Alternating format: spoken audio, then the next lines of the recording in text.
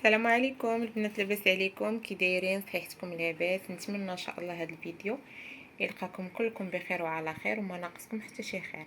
اليوم البنات ان شاء الله غادي نوجد معكم الشباكيه. هاد الشباكيه البنات انا راها معتمده عندي من هذه مده، والحمد لله ما شاء الله كتجي زوينه وكتجي هشيشه، وما كنبدلش انا هاد المقادير البنات. من نهار الصراحه اللي هكايا صافي جربتهم وعجبوني، ما بقيتش كنبدلهم. الطريقه اللي كندير هي اللي كندير. ندوزو ان شاء الله دابا المقادير، خليكم معايا. دابا البنات غادي ندوزو للمقادير ان شاء الله. غادي نحتاج هنايا واحد 2 كيسان د العنبه ديال اللوز، مسحته مزيان من ديك الغبره ديالو، طحنته بالقشره ديالته. هنايا عندي 2 كيسان ديال العنبه زنجلان حتى هو مطحون. هنايا البنات ضفت معاه واحد تقريبا 2 معالق كبار ديال الدقيق، حيت ما محمر ما حتى شي حاجه، ما كيبغيش يتطحن هكاك بوحدو. زدت معاه واحد 2 معالق ديال الطحين باش تطحن ليا مزيان. غادي نحتاج 2 معالق ديال القرفه تكون مطحونه مزيان، 2 معالق كبار ديال النافع. القرفه والنافع البنات راه بحال 2 معالق كبار 2 معالق كبار. هنايا عندي واحد شويه ديال المسكه الحره، انا خديت غير شي شويه من اللوز وطحنت معاه المسكه الحره، ما بغيتش ندير سنيده ولا شي حاجه. المهم هزيت شويه ديال اللوز طحنت معاه المسكه الحره. هنا عندي 4 ديال المعالق ديال الخل، معالق كبار. هنايا عندي شويه ديال الزعفران الحر، صهدته واحد شي شويه البنات، وغير هكا بصبعاني سحقته ودرته في هذا الكاس، ولحت عليه واحد الضامه ديال الثلج، ماشي الماء، الثلج البنات. شوفوا اللون اللي عاطي. هنايا راه باقي واحد شويه ديال الثلج مازال ما دابش، ولكن ما غاديش يبان لكم. غادي نحتاج واحد الخماره، شويه ديال الملح من طبيعه الحال. عندي هنايا 2 كيسان العنبه ديال ما زهر، 2 كيسان العنبه راه عمروا لي انا هاد الزلافه. 2 كيسان ديال الماء دافي هنايا. هنا 2 كيسان العنبه ديال الزبده مذوبه، وجوج كيسان ديال الزيت. هنا كاس ديال زيت العود وكاس ديال الزيت العاديه البنات. هنايا عندي 2 ديال البيضات. البيضه البنات ما غاديش نديرو كامل، غادي ندير وحده كامله وحده غندير غير الصفر بوحديتو.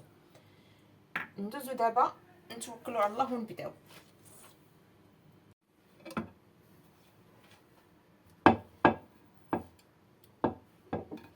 انا هنا البنات كنبدا كنخلط السوائل هما الاولانيين، عاد باش كندير عاد باش كندير الدقيق. والدقيق تقريبا عندي واحد 2 كيلو انا غربلتها. بسم الله.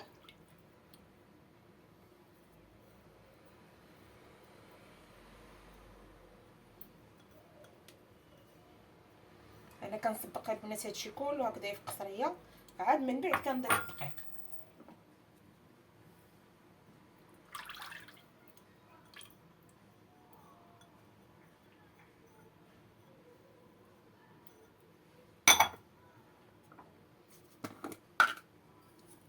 غادي نضيف واحد شويه د الملحه.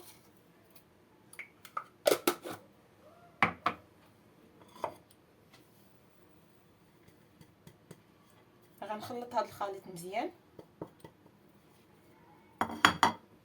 عاد كنضيف الدقيق البنات كنديرو تدريجيا.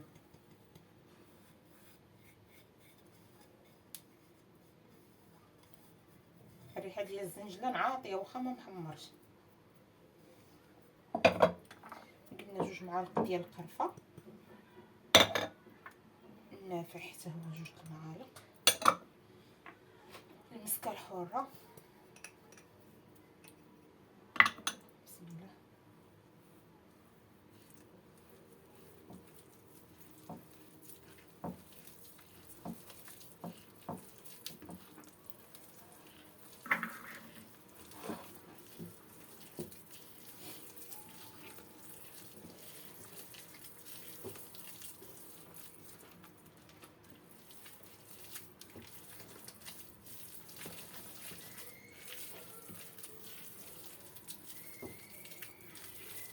هكا البنات كنتحسس حتى الا كاينه هكا شي حبه اللوز بقات ما مطحوناش اولا شي طريف غليظ، كنحس بيه هكا ملي كنكون كنعرك في هذا الخليط.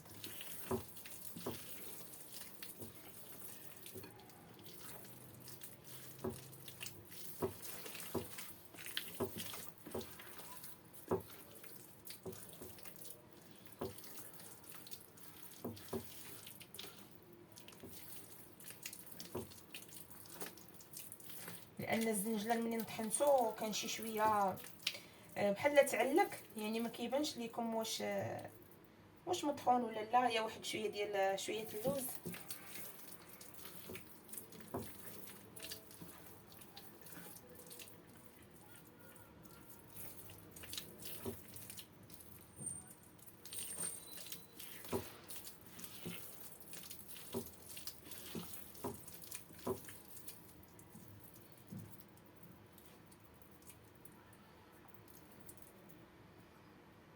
هنا الماء حتى هو.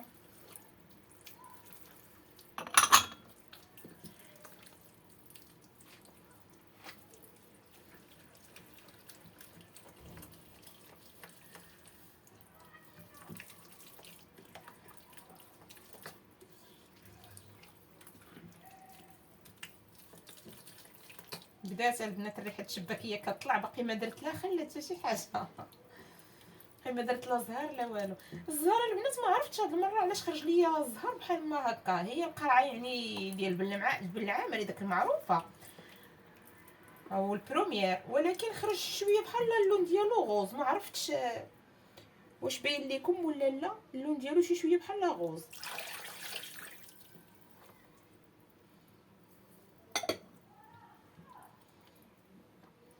نضيف الخل.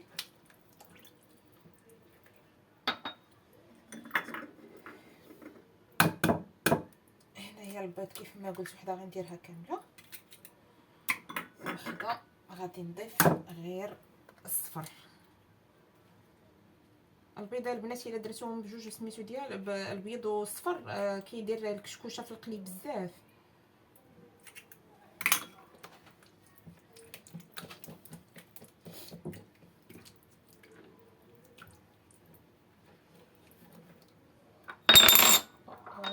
ما مكتابش.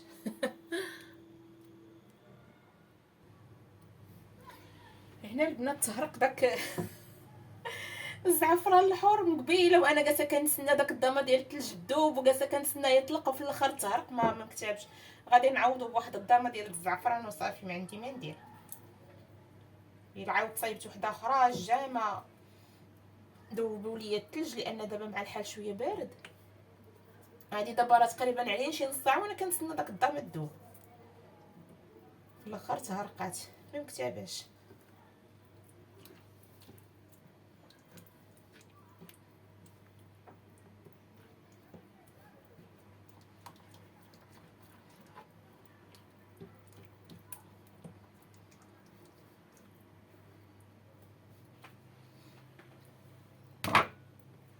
هنا كيف ما قلت لكم تقريبا راني 2 كيلو ديال الدقيق هنايا مغربله.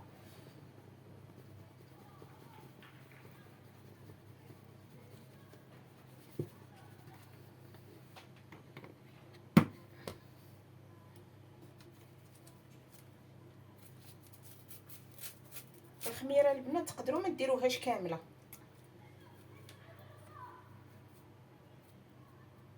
بحال دابا انا راه ما درتهاش كامله، راه تقريبا غندير غير النص وصافي، بحال قلنا معلقه صغيره.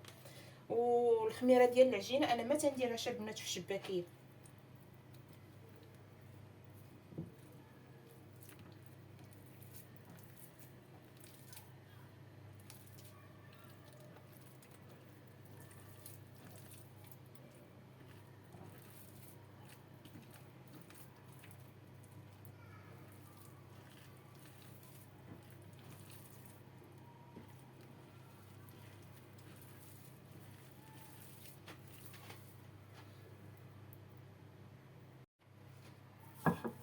هنا كما كتشوفوا البنات راه مازال العجينه شي شويه خفيفه، انا خاصني عجينه اللي تجيني قاصحه.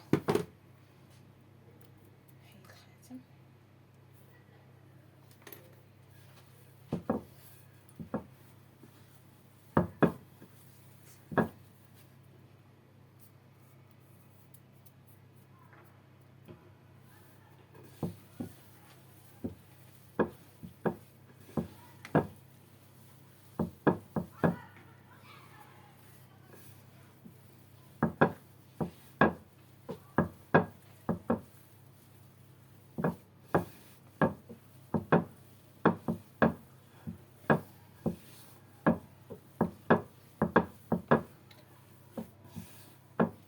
غندخل هذا الدقيق ونشوف واش مازال خاصها شي حاجه ولا صافي. البنات هانتوما كتشوفوا هي راه قاصحه، ولكن ملي كندير صبعي كيهبط دغيا، يعني مازال خاصها واحد شويه، غير ما نوصلهاش لداك المرحله اللي تبدا العجينه تتفرتت. 2 كيلو ديال الدقيق ها اللي باقي ليا انا منها. غادي نبقى معاه ثاني نعطيه الخاطر شويه بشويه حتى غادي ندخلو في هذه العجينه هذه. هادشي اللي بقى عندي غندخلو في العجينه وندلكها مزيان، نخليها ترتاح ونكملوا ان شاء الله من بعد. هنا البنات من بعد ما جمعت العجينه ديالتي كامله دلكتها واحد شويه، صافي قطعت هكذا واحد القطع اللي هي المهم في القياس اللي انا محتاجه، باش هكا منين نبغي نطلق الشباكيه ما تجينيش يعني طلقه كبيره، وفي نفس الوقت غنتحكم فيها. صافي هنايا المهم الفيديو البنات راه شارح نفسه. كنديروا ديك القضيه ديال اننا كنطلقوا العجينه، كنطويوها على 4 بحال شكل المسمن، كنطلق واحد شويه بالدلاك غير باش المهم بحال كنحضر ليها هذاك النيفو ديالها. صافي وكنديرها للبلاستيكه، كنديرها في بلاستيكه البنات صافي وكنخليها يعني غير واحد 5 ولا 10 دقائق على ما كان نغسل الماعن فاش كنت هكا كنخلط الشباكيه والماء اللي مسخن. صافي غادي نرجع نبدا نطلق. يعني هاد الطريقه هذه كتخلي الشباكيه كتجي مجعبه، كتجي زوينه، وبحال المهم بحال كتجي مورقه. صافي هنايا منين يعني رجعت العجينه ديالي طلقت واحد الكره، بديت هكايا البنات كنقطع فيها كيف ما كتشوفوا بهاد القطاعه هذه اللي ولات مسهله علينا القضيه. يعني صراحه كتعطيك العبار هو هذاك، كتعطيك نفس القياس، يعني ولات مسهله. صافي وهذيك البنات ديك الجراره الاخرى هذه انا المهم الصراحه حتى هي جاتني زوينه وجات عمليه. انا خديتها غير بواحد الثمن اللي هو رخيص، يعني قلت غادي نديرها غير في يد الله وصافي. انا عندي الاخرى ديال العود ولكن ما كتسننش مزيان، قلت راه نجرب هذه والصراحه صدقات زوينه، سننت ليا مزيان. صافي هنايا المهم دوك البلايص اللي ما مقطعينش وما مصايبينش ما مطراسينش مزيان صافي صايبتهم بها، عطاتني صراحه نتيجه زوينه. هنا صافي بديت البنات بديت كنشبك، يعني غادي نشبك هذا الطلقه هذه اللي قدامي. انا التشبيكه كندير واحد التشبيكه البنات في شي شكل، يعني ما عرفتش واش كاين شي حد كيديرها ولا لا. هاد التشبيكه البنات كتخرج الشباكيه على شكل وريضه، الا شفتوا معايا في الفيديو غتلقاو كاين الاختلاف على داك التلويه اللي كلشي كيديرها. انا هاد التلويه هذه هي اللي كندير، كتعطيني الشباكيه على شكل ورده، يعني واحد الديكور اللي هو زوين وفي نفس الوقت سهله وعمليه. انا هنا كنهز يعني في يدي كناخذ سميطه، كنخلي سميطه يعني كيف ما عاده، وكنجيب داك الراس التحتاني انا كنقلب هكذا البنات فوق البوطاجي ولا شي حاجه ماشي في سميتو، يعني ماشي كنقلب هكا غير في يدي هزها وصافي، كنحطها هكا على سطح العمل وتنقلب داك الراس التحتاني، كندير عليه الراس الفوقاني كيف ما كتشوفوا صافي، وتنقلب دوك السميطات اللي عندي في يديا غتعطيني وريضه. انا هاد الطريقه هي اللي مولفه كندير، وكيعجبني الديكور الشباكيه كتجيني بحال الشكل ديال شي ورده هكاك. هذه هي الطريقه اللي انا مولفه كندير. المهم راه غادي نحاول ندير معكم يعني هكايا واحد الكميه غير بلا ما نسرع الفيديو باش تشوفوا الطريقه اللي انايا كندير دابا. المهم انا هذه ولفتها كتجيني ساهله. صافي كنحط داك الرويس التحتاني هو الاول، كندير عليه داك الراس الفوقاني كنقلب صافي. هي عطاتني شباكيه وما كتحلش البنات في الطياب، يعني كتبقى كيف ما هي البنات كيف هي ما صافي يلاه كتحطها ساليت التشباك، ولكن راه تقريبا شي هنا من بعد ما كملت التشباك هنا راه كان الوقت معطل وعاد ديك الساعات نفات شويه بكري شي 2 لاروب ولا الوحده ونص المهم بحال هكاك، يعني الوقت معطل بزاف. الا جلست عاد نقلي غادي نتعطل ما غاديش نقلي. ما ساليش بكري وانا يعني كنقلي بعافيه اللي هي شي 4 الصباح ولا اكثر. صافي وهنايا تنتهيت. انا اصلا وليت هاد الحاجه ما شاء الله دايره بحال خفاش كنخدم غير في الليل، صافي غادي يعني صعيب نخليها حتى الصباح ان شاء الله، نفيق ليها بكري غادي نبدا يعني نقلي فيها. غادي غير نغطيها صافي وغنخليها نغطيها باش على وديت هكذايا الليل. وحاجه اخرى البنات باش ما تنشفش ليا بزاف، يعني باش ما تقصاش ماشي ما تنشفش ما تقصاش، ان شاء الله حيت هكا شي شويه الا ضربها البرد ولا كتولي ماشي مشققه. مشكلة انايا بالنسبة لي، غطيتها أنا ما أصلاً يمكن ما كنيسة. يطرى لها والو. كنصايبها فالك بالليل صافي كيكون حتى الصباح ان لا شاء لا الله. لا عاد ديك الساعات غادي نوض عادي. ونقليها ان البنات شاء اللي الله. كنصايب معكم داك النهار هو هذا، راه كيجي ثقيل.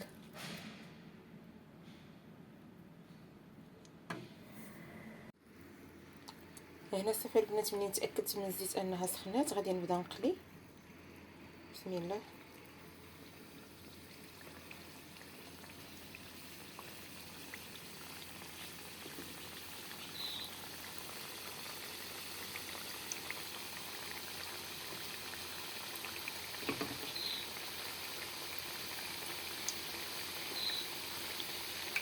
العافيه البنات راها ناقصاها، شطب على خاطرها.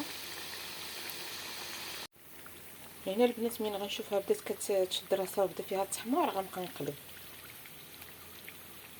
انا ديما تندير هكذا شي قطيب، منين كنحطها كنبدا كنحرك هكايا بيه صافي، ومنين كنشوفها كيبدا فيها تحمر وشدات راسها كنبدا نقلب باش كيجيني الطياب يعني مقاد من الجوايب بجوج.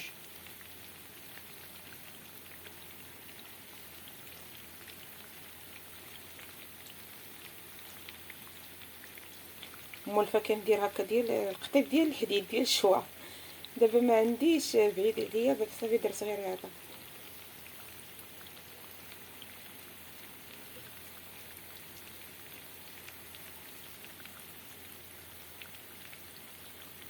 غنقلب كلشي ونخليه عاوتاني ياخد حتى هو يحقو في التحمار. دابا انايا كيف ما كتشوفوا راه باديه هكايا التحمار، نقلبها على الجهه الاخرى باش هكايا طيب في دقه واحده، تحمر من هنا ومن هنا في نفس الوقت.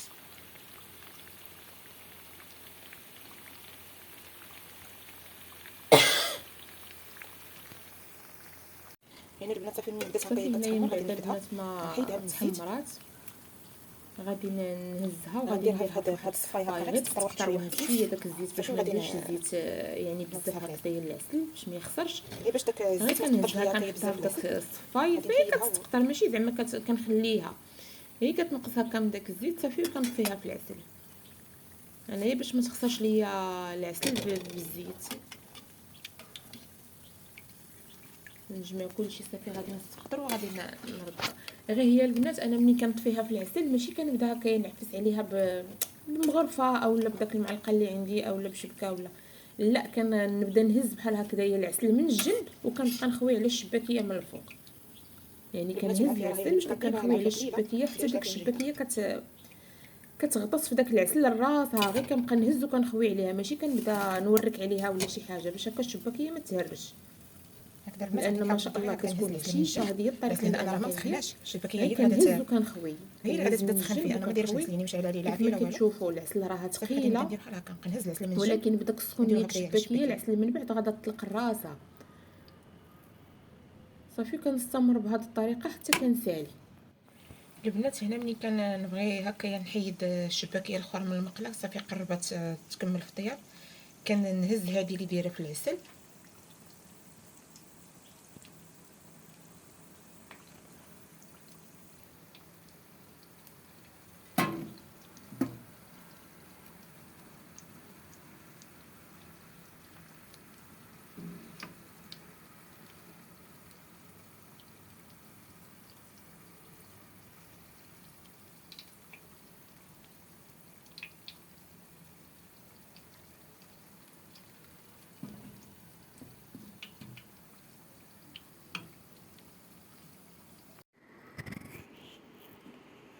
البنات. الشباكيه ديالتنا صافي وجدات ما شاء الله تبارك الرحمن، جات رائعه، شي حاجه اللي زوينه معلكه شاربه العسل، يعني شي حاجه اللي تبارك الله وهشيشه. ها نتوما البنات انا يعني غير هكايا كنبرك بيديا راها كتجي البنات من داك الشي رفيع وشاربه العسل. ها نتوما وهشيشه كتجي رائعه. نتمنى هذا الفيديو ديال اليوم يكون نال الاعجاب ديالكم، ونتلاقاو ان شاء الله في فيديو جديد. وما تنساونيش البنات من لي لايك ديالكم وشي تعليق يكون زوين، لان الصراحه هذا الفيديو ضربت فيه تماره مزيان. عرفتي شناهي ما نساليتش باكا البنات، يعني حتى شي الوحده ونص هذيك ولا جوج لاروب الوحده ونص عاد ساليت ونط عاوتاني بديت في الطياب مع 8:15 ما ساليت حتى لدابا. دابا غادي تكون شي 11 ونص بحال هكاك. المهم انا ما طليتش على المكانه، ولكن قبيله كنت لقيت 11 الا ربع. دابا يعني غتكون واحد 11 ونص اولا. يعني ضاربه تماره مزيان في هذا الفيديو، ونستاهل منكم واحد اللايك وشي تعليق يكون زوين. خليتكم على خير، لا فيديو الجايه ان شاء الله.